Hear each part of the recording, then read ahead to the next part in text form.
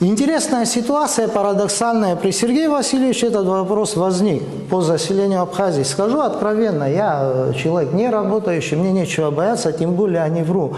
К нам приезжали наши российские коллеги, представители министерств и ведомств. Нам в открытую говорили, а зачем вы из Турции сюда турков завозите, это наши репатрианты абхазцы, мы найдем кем заселить Абхазию. Вопрос заселения Абхазии населением из России стоит давно. Мы же, послушайте, ну я не могу понять, вот, а почему на Дальнем Востоке нельзя построить апартаменты и продать? Это жилье, это частная собственность. Апарт-отели – это гостиницы. Здесь у нас премьер-министр, разговаривая с одним из руководителей, там, по-моему, Лулу, если я не ошибаюсь, она имеет свое предприятие, туристический бизнес. Плохо ли, говорит, вам будет, если на год или на два у вас арендуют? Всем будет хорошо, но это не апартаменты, это апарт-отель. Нам же предлагают завести сюда как минимум 100-200 тысяч собственников. Еще раз говорю, и неважно, вы меня поймите правильно, что такое прописка, что такое регистрация, для чего она нужна? Для того, чтобы знать, по какому адресу человеку присылать штрафы. Сейчас я грубо говорю, но понятно. В остальном она ничего не меняет. Это учет человека находится по этому адресу, регистрируем, и перепись проводим и так далее. Собственность есть собственность. Нам сейчас вторую идею слышу.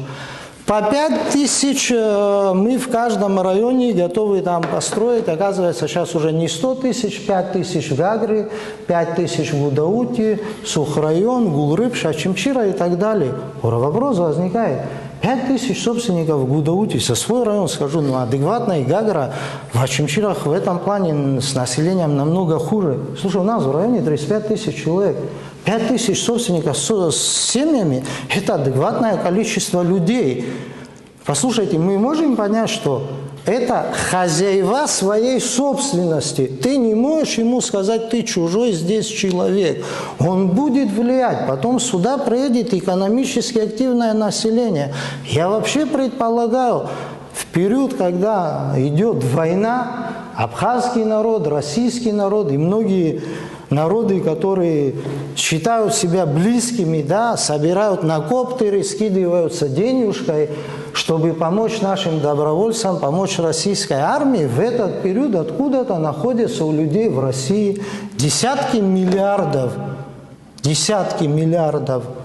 рублей, которые не предназначены для ведения боевых действий. А здесь и дают банки кредиты. Слушай, мы знаем, что сегодня россиянинам за пределы России, наверное, больше, чем 10 тысяч долларов вывозить денег. Это программа, она существовала, предлагала Сергею Васильевичу, Александру Золотинскому. Не знаю, что с ним сейчас произошло. Тогда он под это не писался, извините за сленг, да, Раулю Джумковичу.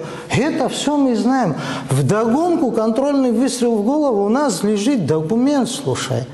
Об арбитражных экономических спорах, да, расшифровываю. Что такое? Экономика, все мы знаем, да, на базовом уровне. Первичный, вторичный, третичный, четвертичный сектор. Третичный сектор экономики – это то, что связано с турбизнесом, с теми же отелями, туроператорами и гостиницами. Теперь мы представляем так, согласно этому законопроекту, я вообще не знаю, что будет с нашим заводом гудаутским, согласно этому законопроекту, если русский бизнесмен сегодня здесь поссорился, он не пойдет в наш суд, он поедет в свой суд. Туда вы партнера местного пригласят. Если он не проедет, суд примет решение без него. Это решение приходит в Абхазию. Наш суд не имеет права пересматривать его, утверждает, подчеркиваю, утверждает и передает судебным приставам и исполнителям. Теперь начинаю смотреть российскую практику по апартаментам, не по апарт-отелям, прошу не путать, разница существенна, по апартаментам.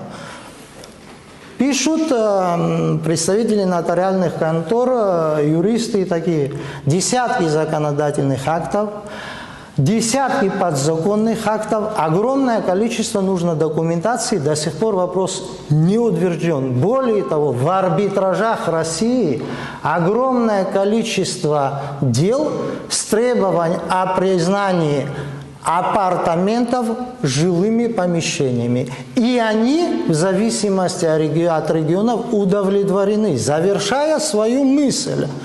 Представим, что здесь построили люди апартаменты, потом они стали собственниками, мы признаем их собственность, не можем не признать, а потом они обращаются в сочинский арбитраж. Более того, поинтересуйтесь, вы найдете среди наших граждан, которые в Сочи имеют квартиру и прописку. Я разговаривал с этими людьми, и вот то, что они мне сказали, факт подтвержденный. В период президентства Путина, еще того, без перерыва на премьерство, был запрет на строительство в Сочи под продажу жилья, недвижимого имущества, жилья, квартир в прибрежной зоне. Сочинцы воспользовались пробелом в законодательстве, начали строить, апартаменты не запрещены. Вот наши ребята оказались собственниками этих апартаментов, потом пошел коллективный иск в арбитражный суд, арбитраж признал, они собственники, да. После того, как собственники апартаментов подают коллективные иски в арбитраж, арбитраж признает их право еще и прописки. И вот мне становится интересно, вообще почему у нас такая ситуация, ни 4-й созыв парламента, ни 5-й, ни 6-й в той или иной мере отказывался обсуждать эти вопросы, отталкивал их от себя, насколько можно объяснял российским партнерам, почему вал сегодня, на мой взгляд, этот вал законопроектов и соглашений, он не просто там разноотраслевой, он направлен на одну цель, слушай, решить вопросы заселения Абхазии гражданами дружественной, но другой страны. Я глубоко уважаю российское руководство. Я глубоко уважаю всех наших друзей, соратников, где бы они ни были. Но я хочу сказать, Абхазия пережила в 19 веке огромную трагедию.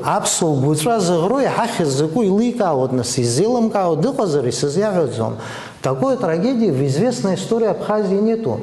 Вот с тех пор все наши проблемы, они заключаются с нашей малочисленностью на территории Абхазии. Заканчиваю, хочу сказать, как только здесь появится большое количество собственников, абхазы вернутся не то что к 18%, к 10%, мы растворимся и исчезнем.